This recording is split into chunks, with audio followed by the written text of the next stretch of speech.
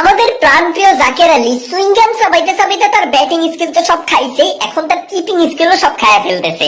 নয়তো এইরকম একটা বল, যেই বলটা ব্যাটসম্যানের ব্যাটের থেকে এক হাত দূর দিয়া গেছে, এক হাত দূর দিয়া গেছে, সেই বল জাকের আলী ধরার পরে ক্যাচের আবেদন করছে, আবেদন পর্যন্ত ঠিক ছিল, সেইটাকে সে ওভার কনফিডেন্সের সাথে রিভিউ নেওয়া হয়েছে এবং রিভিউ ফেইল হয়েছে। কেন ফেইল হবে না?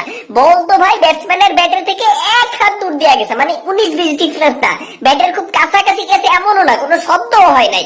সেই বলটা, যে বলটা ব্যাটসম্যানের ব্যাটে থেকে এক হাত দূর দিয়ে গেছে, সেই বলটা ক্যাচ ধরার পরে জাকের আলী ক্যাচের আবেদন করছে এবং রিভিউ পর্যন্ত নেওয়া হয়েছে। মানে জাকের আলীর বদলে সেখানে যদি এমন কোন বান্দা থাকতো যে চোখে ঠিকঠাক দেখতে পারে না, ঘোলা দেখে বা চশমা পরে, সেই বান্দাও তো এই বল আসলে ক্যাচ ধরে রিভিউ নেওয়া হইতো না।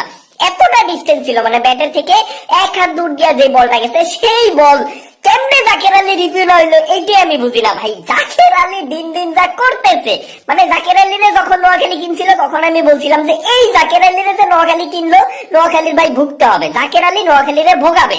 সেই ভোগান্তি জাকের আলী নোয়াখালীরে ভোগাচ্ছে, ব্যাটিং এও ভোগাচ্ছে, কিপিং এও ভোগাচ্ছে।